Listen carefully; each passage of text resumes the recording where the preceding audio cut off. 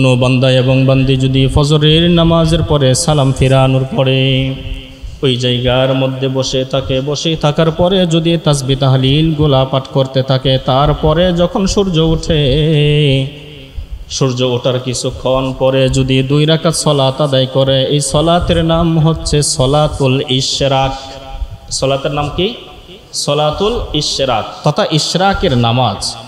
এই নামাজ কোনো মানুষ যদি পড়ে, বিশ্বনবী সাল্লাল্লাহু আলাইহি ওয়াসাল্লাম বলেন, ওই বান্দা এবং বান্দির আমল নামায় আল্লাহ রাব্বুল আলামিন পরিপূর্ণ একটা কবুল হজ এবং একটা কবুল উমরার সওয়াব দান করে। সুবহানাল্লাহ।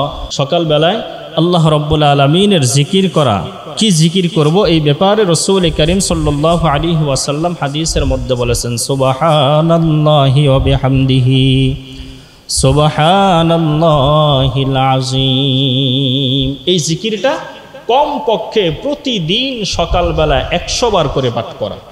কমপক্ষে প্রতিদিন সকালবেলায় কয়শো বার? 100 বার করে পাঠ করা। সুবহানাল্লাহি ওয়া বিহামদিহি সুবহানাল্লাহিল আযীম। পড়েন সবাই, সুবহানাল্লাহি ওয়া বিহামদিহি সুবহানাল্লাহিল আযীম। এই জিকিরটা প্রতিদিন সকালবেলায় কয়শো বার? 100 বার। আপনি যদি এই জিকিরটা প্রতিদিন সকালবেলায় 100 বার করে পাঠ করতে পারি, তাহলে লাভ কি, বেনিফিট কি? এই ব্যাপারে বিশ্বনবী সাল্লাল্লাহু আলাইহি ওয়াসাল্লাম হাদিসের মধ্যে বলেন, যদি বান্দা এবং বান্দির সাগরের ফেনা পরিমাণও গুনাহ হয়, এই ফেনা পরিমাণের গুনাহগুলিকে আল্লাহ রাব্বুল আলামিন এই সুবহানাল্লাহি ওয়া বিহামদিহি সুবহানাল্লাহিল আযীমের দ্বারা মাফ করে দিবে। সুবহানাল্লাহ। আমরা গত 2 শুক্রবার ধরে আলোচনা শুনতেছিলাম রাসূল করিম সাল্লাল্লাহু আলাইহি ওয়াসাল্লাম দুনিয়ার মধ্যে কিভাবে ন্যায় ইনসাফ, ন্যায় বিচার প্রতিষ্ঠা করেছেন। আমাদেরকেও দুনিয়ার মধ্যে রাসূল করিম সাল্লাল্লাহু আলাইহি ওয়াসাল্লামের উম্মত হিসাবে সর্বক্ষেত্রে নিজের ব্যক্তিগত জীবন, নিজের পারিবারিক জীবন, সামাজিক জীবন, রাষ্ট্রীয় জীবন, আন্তর্জাতিক জীবনেও আমরা কিভাবে ন্যায় ইনসাফ প্রতিষ্ঠা করব, এই ব্যাপারে বিস্তারিত আলোচনা আমরা গত 2 শুক্রবারে করেছি। আল্লাহ রাব্বুল আলামিন আমাদের সকলকেই উক্ত বিষয়টা ভালো করে বুঝে সকল ক্ষেত্রে, সর্বক্ষেত্রে আমাদেরকেও আল্লাহ রাব্বুল আলামিন যাতে ন্যায় ইনসাফ প্রতিষ্ঠা করার তৌফিক দান করেন, আমরা সকলেই পড়ি আমিন। সম্মানিত হাজিরিন, আজকে আমরা গুরুত্বপূর্ণ জরুরি কয়েকটা আমলের ব্যাপারে আলোচনা করব ইনশাআল্লাহ। আজকের আলোচনার মূল বিষয় হচ্ছে নিজের জীবনকে পরিবর্তন এবং পরিবর্তন করার জন্যে জরুরি, মৌলিক এবং মূল কিছু আমলের কথা আজকে আমরা আলোচনা করব ইনশাআল্লাহ। এই বিষয়গুলো আলোচনা করতে গেলে, এই বিষয়গুলো যদি আমরা আমল করতে পারি, নিজের জীবনের ক্ষেত্রে যদি আমরা এই বিষয়গুলো সেট করতে পারি, ফিট করতে পারি, তাহলে আমাদের ইহকাল এবং পরকাল উভয়টাই আল্লাহ রাব্বুল আলামিন দামি করে দিবেন। সুবহানাল্লাহ। এই আমলগুলো তো করবই, এর পাশাপাশি মৌলিক আমল যেটা একেবারেই সারা যাবে না, সেটা হচ্ছে 5 ওয়াক্ত নামাজ। 5 ওয়াক্ত নামাজকে ঠিক রেখে যদি কোনো মানুষ আজকের যে আলোচনাটা হবে, এই আলোচনাগুলো যদি আমল করতে পারে, কয়েকটা বিষয় সম্পর্কে আমল করতে পারে, অবশ্যই আল্লাহ রাব্বুল আলামিন তাকে দুনিয়া এবং আখিরাতে সফলকাম করবেনই ইনশাআল্লাহ। তো এই বিষয়টা সম্পর্কে আমরা আলোচনা করার আগে খুতবার মধ্যে আমি আপনাদের সামনে একটা সূরার 2টা আয়াতে কারিমা তেলাওয়াত করেছিলাম। আল্লাহ বলেন, তাবারাকাল্লাযী বিয়াদিহিল মুলক। আল্লাহ রাব্বুল আলামিন এই সূরার প্রথমেই বলেন যে সেই রবের পবিত্রতা, সেই রবের কৃতজ্ঞতা বরকত তোমরা জ্ঞাপন করো, তোমরা আদায় করো। সেই রব বলতে কোন রব? আল্লাহ রাব্বুল আলামিন পরবর্তী আয়াতে বলেন আল্লাযী বিয়াদিহিল মুলক, যেই রবের হাতে সারা বিশ্বের রাজত্ব, যার হাতে সমগ্র বিশ্ব, ভূমণ্ডল বলেন নবমণ্ডল বলেন যা কিছু আছে সমস্ত কিছুর রাজত্ব যার হাতে, প্রশংসাও হবে তার। এজন্য যার হাতে রাজত্ব প্রশংসা হবে তার। এই সমস্ত কিছুর রাজত্ব একমাত্র যিনি, তিনি কে বলেন তো? আল্লাহ। এজন্য প্রশংসাও করব, কৃতজ্ঞতা জ্ঞাপনও করব আমরা কার? আল্লাহর। কারণ রাজত্বই যেহেতু তার হাতে, সমস্ত বিশ্বের, সমগ্র জাতির, সমস্ত সৃষ্টির সব কিছুর রাজত্ব একমাত্র আল্লাহর হাতে। এজন্য প্রশংসাও করব আমরা কার? আল্লাহর। কি জন্য করব? এরপরে আল্লাহ রাব্বুল আলামিন বলেন ওয়া হুয়া আলা কুল্লি শাইইন কাদির।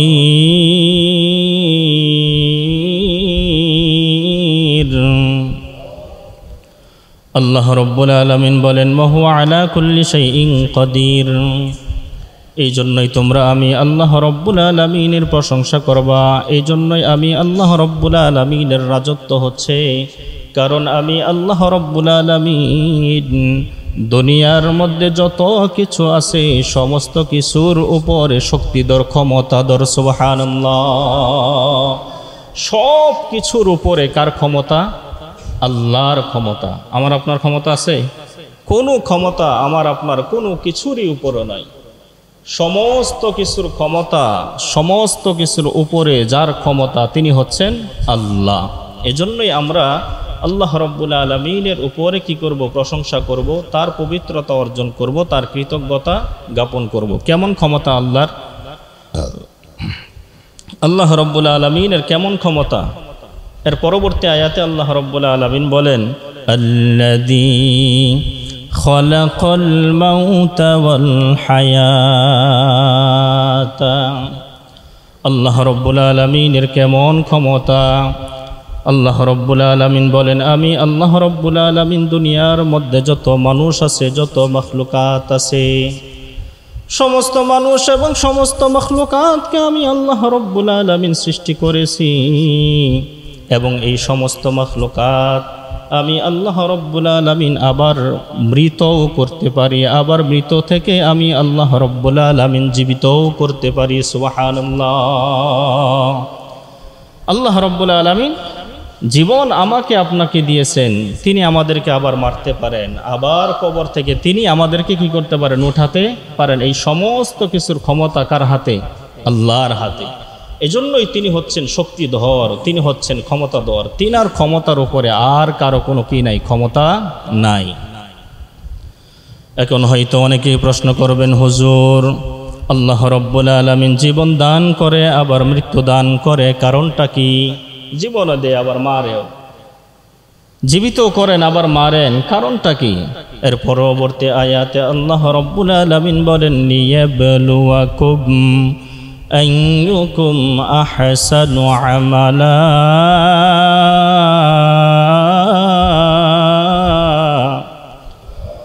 আল্লাহ রাব্বুল আলামিন বলেন আমি মানুষদেরকে জীবন দেই আবার মৃত্যু দেই, এর পিছনে অন্যতম একটা কারণ হচ্ছে আমি আল্লাহ রাব্বুল আলামিন মানুষদেরকে পরীক্ষা করতে চাই যে মানুষের মধ্যে আমলের দিক দিয়া কে সর্বোত্তম। এই আমলের পরীক্ষা করার জন্য আমি আল্লাহ রাব্বুল আলামিন মানুষদেরকে জীবন দেই আবার মৃত্যু দেই। সুবহানাল্লাহ। পরীক্ষার জন্য আল্লাহ রাব্বুল আলামিন আমাকে আপনাকে জীবন দিয়েছেন, আবার মৃত্যু দিবেন। তার দরবারে আমরা চলে যাব, তার সামনে একেবারে উপস্থিত হব। এরপরে আল্লাহ রাব্বুল আলামিন আমাদেরকে পরীক্ষা করবেন যে আমলের দিক দিয়ে আমরা কার আগে কে আছি। এজন্যই আল্লাহ রাব্বুল আলামিন আমাদেরকে হায়াত, মৌত সব কিছুই দিয়েছেন। তো আলোচনার মূল বিষয় সূরাতুল মুলকের আমরা এতটুকুন অনুবাদ শুনলাম যে পবিত্রতা অর্জন করব একমাত্র কার? আল্লাহর। কারণ কি? কারণ হচ্ছে তিনি সমস্ত কিছুর রাজত্ব, সমস্ত বাদশাহী দুনিয়ার মধ্যেই হচ্ছে তার, আখিরাতেও তার, সব কিছুর তার। রাজত্ব বলতে আল্লাহ রব্বুল আলামিনের প্রত্যেকটা জিনিসের উপরে তার ক্ষমতা রয়েছে, তার শক্তি রয়েছে। ক্ষমতা শক্তি সেটা কি? সেটা হচ্ছে যে তিনি মানুষদেরকে জীবন দান করেন, আবার তিনি মানুষদেরকে মৃত্যুও দান করেন। কেন করেন? আল্লাহ রব্বুল আলামিন মানুষদেরকে কিয়ামতের ময়দানে পরীক্ষা করার জন্য, কার আমল কত ভালো, কে কার আগে রয়েছে, এটার জন্য আল্লাহ রব্বুল আলামিন হায়াত এবং মউত কি করেছেন? সৃষ্টি করেছেন। এবার আসুন আজকের মূল আলোচনায়। মূল আলোচনার 1 নাম্বার যে আমলটা আমরা করব সেটা হচ্ছে প্রতিদিন, প্রতিনিয়ত, প্রতি রাত্রে, বিশেষ করে সূরাতুল মুলক আমরা কি করব? তেলাওয়াত করব। এই যে সূরাটার তাফসীর করলাম, আমরা অনুবাদ শুনলাম, এই সূরাটা প্রতিদিন রাত্রে বাদ আয়েশা আমরা কি করব? তেলাওয়াত করব। কি জন্য করব? এই সূরা যদি আমরা তেলাওয়াত করতে পারি তাহলে আমাদের লাভ কি? আবু দাউদ শরীফের বর্ণনায় এই হাদিসের বর্ণনাকারী হচ্ছে হযরত আবু হুরায়রা রাদিয়াল্লাহু তাআলা আনহু। তিনি বলেন, বিশ্বনবী সাল্লাল্লাহু আলাইহি ওয়াসাল্লাম বলেছেন, কিয়ামতের ময়দানে আল্লাহ রাব্বুল আলামিনের কাছে দুনিয়ার মধ্যে যেই সমস্ত বান্দা এবং বান্দিরা প্রতি রাত্রে এশারের নামাজের পরে যারা সূরাতুল মুলক তেলাওয়াত করবে, আল্লাহ রব্বুল আলামিনের সঙ্গে ঝগড়া করে তাকে সাথী বানিয়ে আল্লাহর জান্নাতে পৌঁছে দিবে। সুবহানাল্লাহ। সূরাতুল মুলক আমি আপনি যদি তেলাওয়াত করি, এটা আমার আপনার বন্ধু হয়ে যাবে। কি হয়ে যাবে? সাহেব হয়ে যাবে তথা বন্ধু হয়ে যাবে। বন্ধু কাকে বলে? আরবিতে এটাকে বলা হয় সাহেব, বাংলা এর অর্থ হচ্ছে বন্ধু। বন্ধু কাকে বলে? আপনার খুশির সময়ও যার কথা মনে হয় তিনি হচ্ছে আপনার বন্ধু, আপনার দুঃখের সময়ও যার কথা সবার আগে মনে হয় তিনি হচ্ছে আপনার বন্ধু, ঠিক না?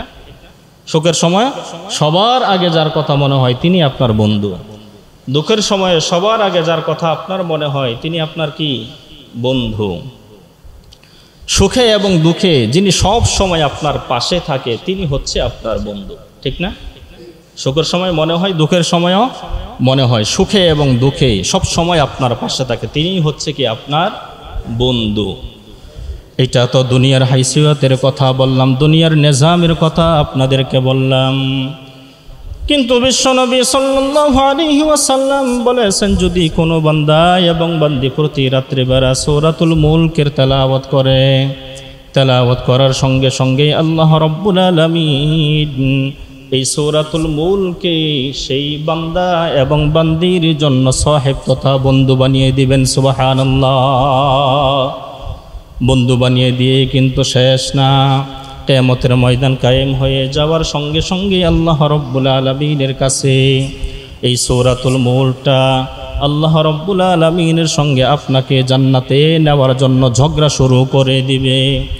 বিশ্বনবী সাল্লাল্লাহু আলাইহি ওয়াসাল্লাম বলেন, যতক্ষণ পর্যন্ত আল্লাহ রাব্বুল আলামিন এই বান্দাকে জান্নাতের মধ্যে না দিবেন ততক্ষণ পর্যন্ত তার বন্ধু তথা সূরাতুল মুলকটা আল্লাহ রাব্বুল আলামিনের সঙ্গে ঝগড়া করবে। সুবহানাল্লাহ। ততক্ষণ পর্যন্ত ঝগড়া আল্লাহর সঙ্গে করতেই থাকবে যে আল্লাহ এ তো আমার বন্ধু, এ আমার সাহেব, একে জান্নাতে দাও, জান্নাতে না দেওয়া পর্যন্ত আমি কিন্তু ক্ষান্ত হব না। এই জন্য 1 নাম্বার জীবন পরিবর্তন যদি আমরা করতে চাই, ইহকাল এবং পরকালে যদি শান্তি পেতে চাই, 1 নাম্বার আমল প্রতি রাত্রিবেলায় এশারের নামাজের পর থেকে নিয়ে ফজরের আগ পর্যন্ত এই সূরাতুল মুলক তেলাওয়াত করতেই হবে। করব তো ইনশাআল্লাহ? সূরাতুল মুলক 29 নম্বর পারার প্রথম সূরা, 30টা আয়াত বিশিষ্ট একটা সূরা। আপনি যদি একেবারে ভাঙ্গা ভাঙ্গা গলায়ও পড়েন, আটকেও যদি পড়েন, মিনিমাম 10 মিনিট লাগবে, এর বেশি। একেবারে ভেঙ্গে ভেঙ্গে যদি পড়েন, আস্তে আস্তে পড়তে পারেন না, 1 অক্ষর করেও যদি পড়েন মিনিমাম 10 মিনিট লাগবে সর্বোচ্চ, এর বেশি লাগবে না।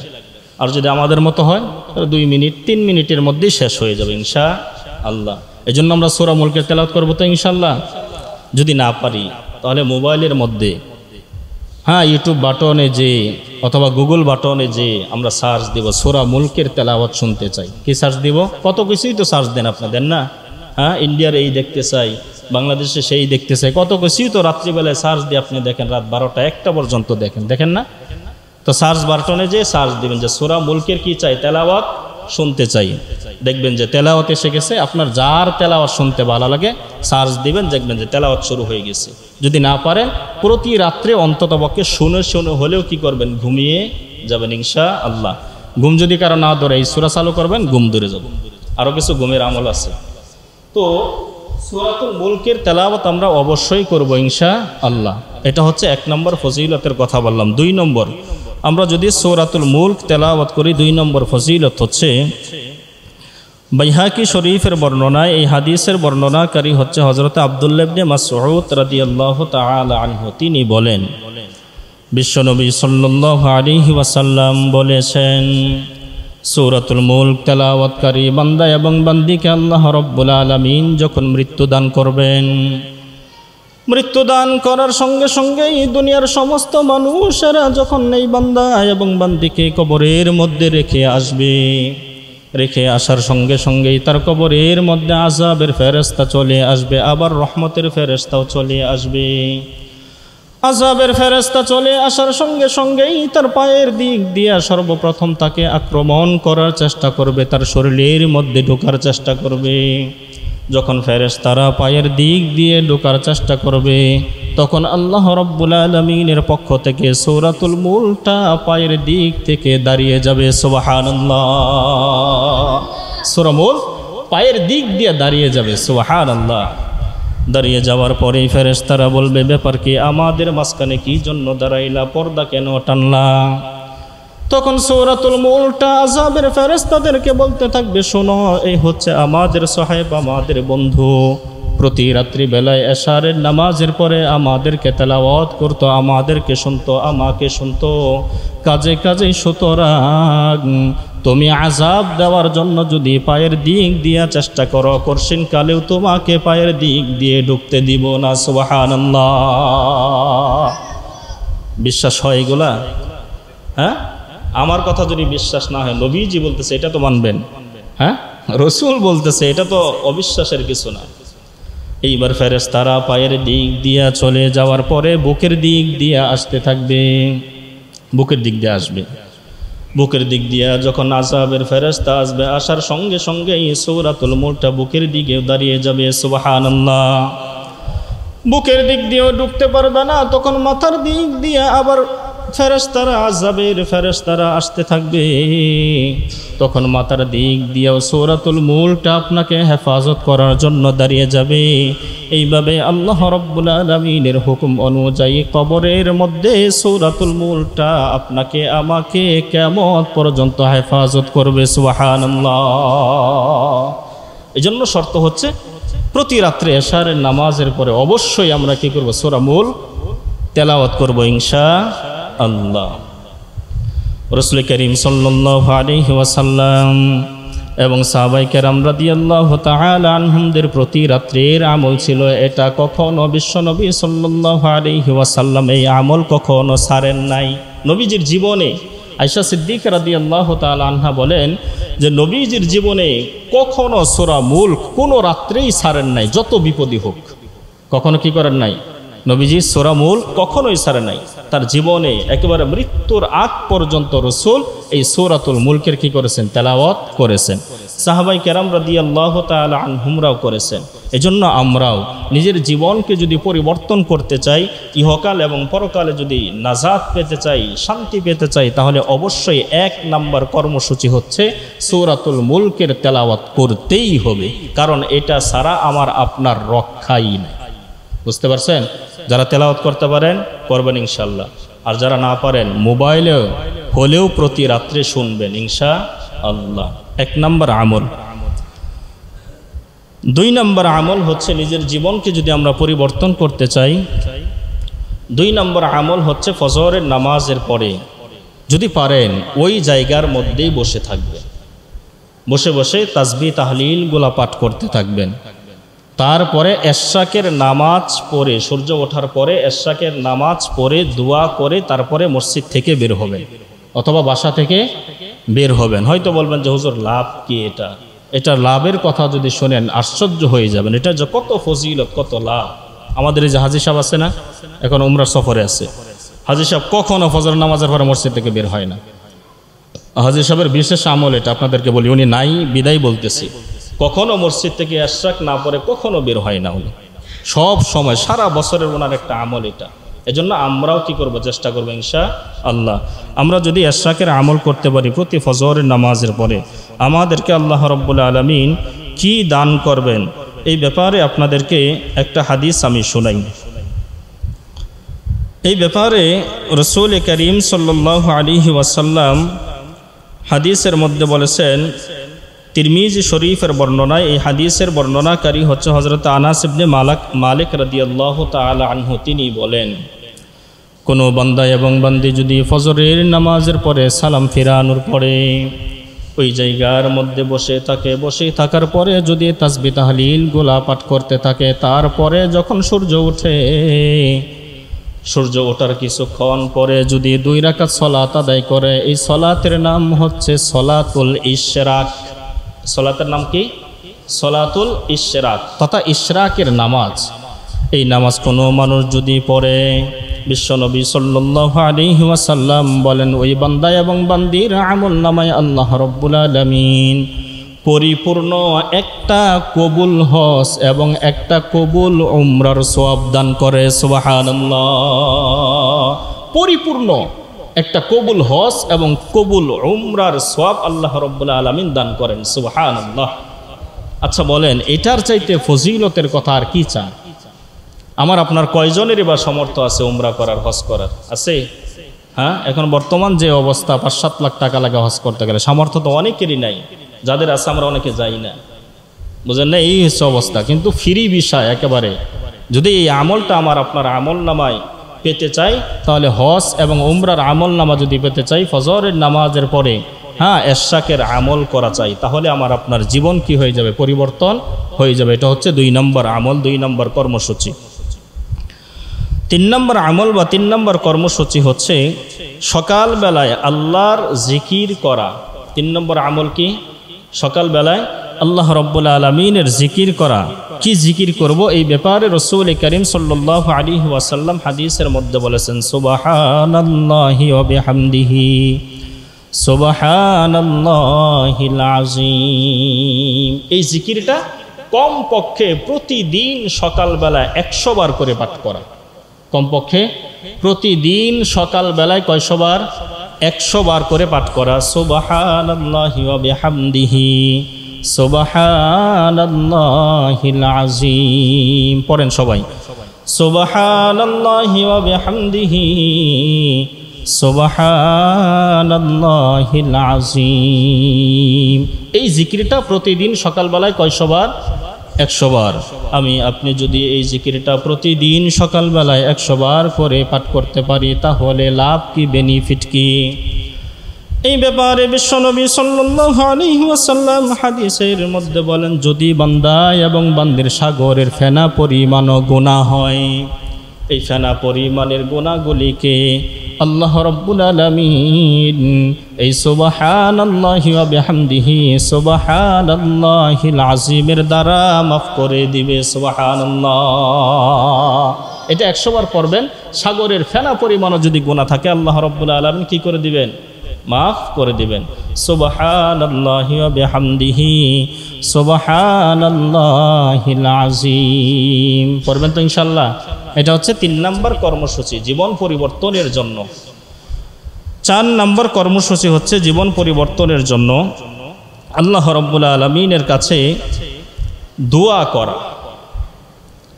দিনে অথবা রাত্রে যে কোনো একটা সময় আপনি বেছে নেবেন, 5 মিনিট 10 মিনিট আল্লাহ রাব্বুল আলামিনের দরবারে কি করব? দোয়া করব।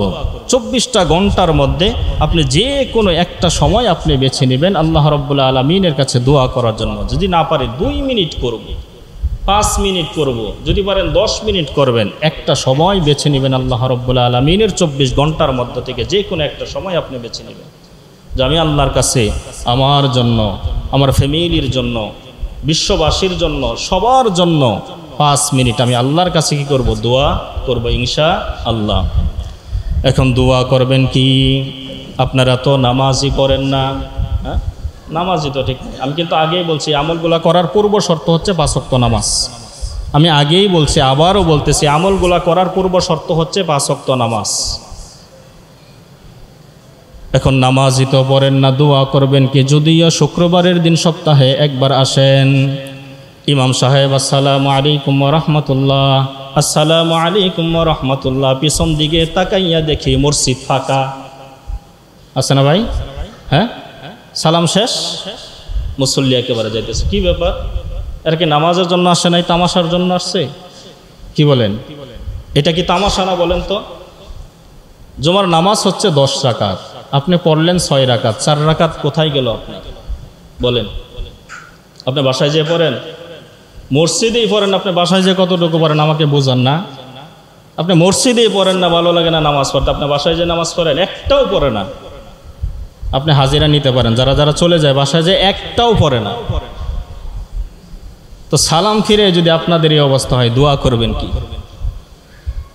হ্যাঁ, রাসূল করিম সাল্লাল্লাহু আলাইহি ওয়াসাল্লাম একটা হাদিসের মধ্যে বলেন, দুনিয়ার মধ্যে সেই ব্যক্তি হচ্ছে সর্বনিকৃষ্ট চোর, যে ব্যক্তি নামাজের মধ্যে চুরি করে তার চাইতে বড় চোর আর কেউ নাই।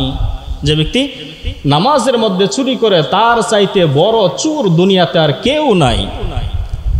সাহাবায়ে কেরাম রাদিয়াল্লাহু তাআলা আনহুমরা বিশ্বনবী সাল্লাল্লাহু আলাইহি ওয়াসাল্লামকে বললেন, ইয়া রাসূলুল্লাহ, ইয়া হাবিবাল্লাহ, নামাজের মধ্যে আবার মানুষ কিভাবে চুরি করে এটা তো বুঝে আসতেছে না। বিশ্বনবী সাল্লাল্লাহু আলাইহি ওয়াসাল্লাম বলেন, নামাজের মধ্যে চুরি করার অর্থ হচ্ছে রুকুগুলা ঠিকমতো করে না, সেজদাগুলা ঠিকমতো আদায় করে না, তাসবিহ তাহলিলগুলা ঠিকমতো আদায় করে না। এরাই হচ্ছে দুনিয়ার মধ্যে সর্বনিকৃষ্ট চোর। রুকু সেজদা যেইভাবে করার দরকার এইভাবে করে না, তাসবিহ তাহলিল যেইভাবে পড়ার দরকার এইভাবে করে না। নবী যে বলছে এরা হচ্ছে দুনিয়ার মধ্যে সবচাইতে নিকৃষ্ট চোর। এদের মতো নিকৃষ্ট চোর দুনিয়ার মধ্যে আর কেউ হতে পারে না। কিন্তু এখন কথা হচ্ছে, আপনি শুক্রবারের দিন নামাজের মধ্যে আসেন, ইমাম সাহেব সালাম ফিরানোর সঙ্গে সঙ্গে আপনি তো নামাজ না পড়ে চলে যান। আপনি শুধু নিকৃষ্ট চোর না, আপনি হচ্ছেন মহা নিকৃষ্ট চোরের বাচ্চা, ঠিক না? আপনি মহা চোর, মানে চোরের উপরে মানে চোরের লিডার। আপনি নামাজের মধ্যে আসেন, নামাজ না পড়ে চলে যান, এটা কেমন তামাশা বলেন? হ্যাঁ, কেমন তামাশা? মসজিদে কারা থাকতে চায় না বলেন তো?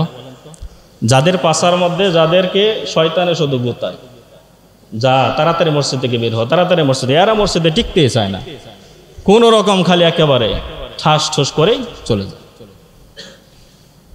এই জন্য মসজিদে আসছেন, দুনিয়ার সব ঝামেলা ওদিকে আছে, আল্লাহ হেফাজত করবে আপনার এত টেনশন কিসের? হ্যাঁ, আপনি আল্লাহর জন্য মসজিদে আসছেন না, আপনার সব কিছু আল্লাহ হেফাজত করবে, এত টেনশন কিসের? সুন্দরভাবে আসেন, নামাজগুলো সুন্দরভাবে পড়েন, আল্লাহর কাছে হ্যাঁ কান্নাকাটি করেন, দোয়া করেন, নামাজ পড়ে তারপরে আপনি আস্তে ধীর স্থিরে বের হয়ে যান, সুন্দর নেককার মানুষের মতো, সুন্দর বান্দাদের মতো। নামাজে আসার পরেও চুরি করবেন কেন? সাহাবায়ে কেরাম রাদিয়াল্লাহু তাআলা আনহুমদের অবস্থা কেমন ছিল? কোন সাহাবী যদি সাহাবীদের স্ত্রীদেরকে জিজ্ঞাসা করত, তোমার স্বামী কোথায় গেছে? সাহাবী যদি বাজারের মধ্যে যাইতো, বলতো বাজারের মধ্যে গেছে, বলতো কখন আসবে? বলতো বাজারের মধ্যে যাওয়ার পরে বেশিক্ষণ দেরি করে না, কাজটা সারতে যতক্ষণ তাড়াতাড়ি চলে আসবে। সাহাবীদের এরকম অবস্থা, বাজারে গেছে কখন আসবে, মানে কাজটা সারতে যতক্ষণ, বাজারে যাওয়ার পরে কি করে না, সে দেরি করে না। আবার যদি বলা হয় আপনার স্বামী কোথায় গেছে, যদি স্ত্রী বলে মসজিদের মধ্যে গেছে, প্রশ্নকারী যদি বলে কখন আসবে, স্ত্রী বলে মসজিদে গেছে, কখন আসে বলা যায় না। মসজিদে গেছে তো সাহাবী, কখন যে আসে এটা বলা যায় না, কারণ মসজিদে গেলে আর আসতে চায় না। এইরকম হচ্ছে সাহাবায়ে কেরাম রাদিয়াল্লাহু তাআলা আনহুমদের অবস্থা। আর আমাদের অবস্থা কেমন? আপনার আমার স্ত্রীকে যদি জিজ্ঞাসা করা হয় আপনার প্রাণের স্বামী কোথায় গেছে, স্ত্রী যদি বলে বাজারের মধ্যে গেছে, প্রশ্নকারী যদি বলে কখন আসবে, তখন আপনার স্ত্রী আমার স্ত্রী হয়তো এটাই জবাব দিবে যে বাজারের মধ্যে গেছে, কখন আসে বলা যায় না। বাজারে গেছে তো বাজারের নেশা বেশি, কখন যে আসে বলা যায় না, রাত্রে একটাই আসে না দুইটাই আসে বলা যায় না।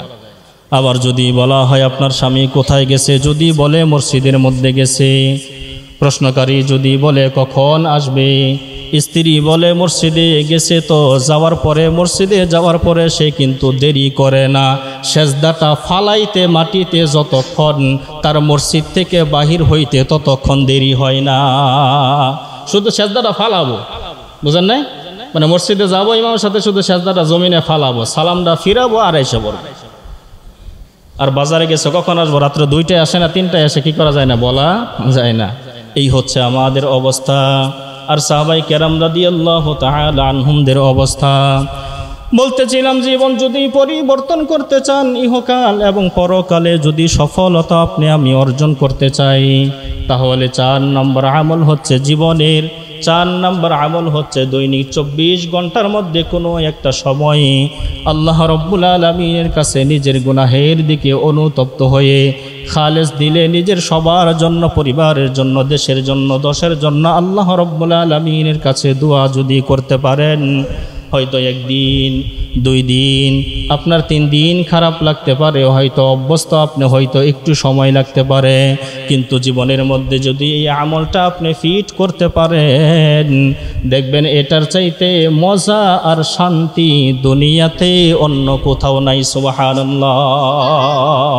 আপনি দেখেন, আপনি আজকে শুরু করেন, আজ থেকেই আপনি শুরু করেন, দেখবেন যে আপনার পরিবর্তন কেমনে হইতেছে, দিন দিন আপনার পরিবর্তন। শর্ত হচ্ছে 5 ওয়াক্ত নামাজ। দিন দিন দেখবেন যে আপনার পরিবর্তন আপনিই উপলব্ধি করতে পারবেন। এই জন্য করবেন তো ইনশাল্লাহ। নিজের জন্য দোয়া করবেন, নিজের বাবা মার জন্য কি করবেন, দোয়া করবেন। কারণ আপনার আমার বাবা মা কত কষ্ট করে আমাকে আপনাকে লালন পালন করেছে, করে নাই? তাদের জন্য একটা সময় আপনি বেছে নেবেন, দোয়া করবেন। আর একটা আমলের কথা এইটার মধ্যেই বলি, বাবা আমার জন্য যদি পারেন প্রতিদিন কিছু না কিছু সদকা করবেন আল্লাহর রাস্তায়। চাই হোক সেটা 5 টাকা, 50 পয়সা, 100 পয়সা, 2 টাকা, প্রতিদিন বাবা মার নামে কি করবেন, সদকা করবেন। প্রতিদিন করবেন, 50 পয়সা পারেন 50 পয়সা করবেন, প্রতিদিন কন্টিনিউ করার চেষ্টা করবেন ইনশাআল্লাহ। আচ্ছা, আপনার বাবা মা যদি বেঁচে থাকতো, এই যে এখন যে দিন চলতেছে ইলিশের সিজন, একটা ইলিশের চাকা আপনার বাবা মা খাইতো না? আপনার টাকা খরচ হইতো না? কি বলেন, হইতো না? আপনার ঘরে যদি থাকতো, বছরে তো 2টা কাপড় আপনি দিতেন না? অবশ্যই দিতেন। তো ওখান থেকে আপনি চিন্তা করেন, ফিকির করেন, আমার বাবা মা যদি বেঁচে থাকতো, আমি হয়তো কত খরচ করতাম, সিজনালি ফল খাওয়াইতাম, ইলিশ খাওয়াইতাম, হ্যাঁ, গরুর গোশত একটু কিনা মাকে রান্না করে দিতাম, বাবাকে রান্না করে দিতাম। ওই টাকাগুলা দিয়াই আপনি আল্লাহর রাস্তায় দান করবেন। গরিবকে পারলে খাওয়াবেন, মানুষকে পারলে, গরিব মানুষকেদেরকে দেখলে হ্যাঁ 100 টাকার বাজার করে দিবেন, 50 টাকার বাজার করে দিবেন। এটা বেশি কিছু না যে আমি বাবা মার জন্য করতেছি, করবেন তো ইনশাআল্লাহ। মানুষ মারা যাওয়ার পরে সব আমল বন্ধ হয়ে যায়, কিন্তু মানুষের 3টা আমল বাকি থাকে। কয়টা আমল? 3টা আমল শুধু বাকি থাকে। 3টা আমলের মধ্যে হইতে অন্যতম একটা আমল হচ্ছে যে সদগায়ে জারিয়া। সদগায়ে জারিয়া, এই আমলটা কিয়ামত পর্যন্ত আপনার আমার বাবা পেতেই থাকবে। এই জন্য দুনিয়াতে থাকা অবস্থায় যতদিন পারি বাবা মার জন্য এই খেদমতটুকু অন্তত পক্ষে করবো ইনশাআল্লাহ। এটা হচ্ছে 4 নম্বর আমল। 5 নম্বর আমল হচ্ছে জীবন পরিবর্তনের জন্য 5 নম্বর আমল হচ্ছে মানুষদেরকে ক্ষমা করে দিব। মানুষদেরকে কি করে দিব? ক্ষমা করে দিব। আল্লাহ বলেন, হ্যাঁ, আল্লাহ বলেন ওয়ালিয়াফু ওয়ালিয়াসফাহু আলা তুহিব্বুনা আইয়াগফিরাল্লাহু লাকুম। তুমি গোপনে মানুষদেরকে ক্ষমা করে দিবা। গোপনে যদি মানুষদেরকে ক্ষমা করে দিতে পারো, আল্লাহও তোমাকে ক্ষমা করে দিবেন। সুবহানাল্লাহ। দুনিয়ার কেউ জানে না আপনার সাথে অনেক ঝগড়া, মানুষের অনেক কিছু, আপনি রাত্রিবেলায় বৈশা যা অনেক কিছু করছে আমারে, অনেক জ্বালাইছে আমারে, আমাকে অনেক নির্যাতন করছে, আমার জমিনে আমার অনেক টাকা খরচ করাইছে, অনেক কিছু করেছে, যা মাফ করে দিলাম, আল্লাহ আপনাকে মাফ করে দিবেন। সুবহানাল্লাহ। আপনি কল্পনাও করতে পারবেন না যে কত লাভ হবে এটাতে। এটা হচ্ছে 5 নম্বর আমল।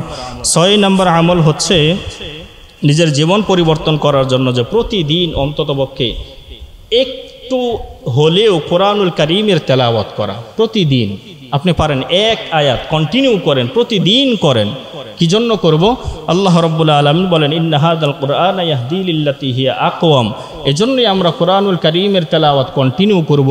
কারণ কোরআনুল কারীমকে আল্লাহ রাব্বুল আলামিন হেদায়েতের বার্তা দিয়ে পাঠিয়েছেন। আমি আপনি যদি হেদায়েতের উপরে অটল থাকতে চাই তাহলে কোরআনুল কারীমের তেলাওয়াত ছাড়া বিকল্প অন্য কোনো রাস্তা নাই। প্রতিদিন এই জন্য এক আয়াত পারেন প্রতিদিন কোরআনুল কারীমের তেলাওয়াত করবেন যদি নিজের জীবনকে পরিবর্তন করাতে চান। সর্বশেষ 7 নম্বর আমল হচ্ছে দুনিয়াতে থাকা অবস্থায় যত পারেন ভালো কাজ করে যাবেন। জীবন পরিবর্তনের জন্য 7 নম্বর আমল হচ্ছে যত পারেন দুনিয়াতে থাকা অবস্থায় কী কাজ করে যাবেন? ভালো কাজ করে যাবেন। আপনার এই ভালো কাজগুলা থাকবে, আমি আপনি হয়তো একদিন থাকবো না, কিন্তু আমার আপনার এই কাজগুলা থেকে যাবে। আপনি একটা রাস্তার মধ্যে ফলের গাছ লাগিয়ে যান, ওয়াকফ করে যান যে সব মানুষেরা ফলের গাছ এই ফল খাবে, আপনি কিয়ামত পর্যন্ত সব পেতে থাকবেন। একটা টিউবওয়েল রাস্তাতে আপনি ফিট করে দেন, সমস্ত মানুষ পান করবে আর আপনি কিয়ামতের আগ পর্যন্ত সদকায়ে জারিয়া সব আপনি পেতেই থাকবেন। মসজিদের জন্য বলেন, মাদ্রাসার জন্য বলেন, আলেমদেরকে মহাব্বত করার চেষ্টা করবেন। যদি পারেন একজন ছাত্রকে টাকা দিয়ে পড়ানোর চেষ্টা করবেন, হাফেজ বানানোর চেষ্টা করবেন, আলেম বানানোর চেষ্টা করবেন, কারণ এটা হচ্ছে আপনার নাজাতের একটা ওসিলা, ফায়সালা। কারণ একজন হাফেজ যদি আপনার খরচে পড়ালেখা করে, এই ছাত্রটা হাফেজ হবে, এই ছাত্রটা আলেম হবে, তার থেকে আরও ছাত্র হবে, তাদের থেকে আরও ছাত্র হবে, এই যে একটা সিলসিলা আপনার থেকে জারি হইল, কিয়ামতের আগ পর্যন্ত আপনি দেখবেন যে আপনার আমার সওয়াবের পাহাড় হয়ে গেছে। এই জন্য দুনিয়াতে থাকা অবস্থায় যদি পারেন যত পারেন ভালো কাজ করে যাওয়ার চেষ্টা করবেন ইনশাআল্লাহ। আল্লাহ রাব্বুল আলামিন আমাদের সকলকেই জীবন পরিবর্তন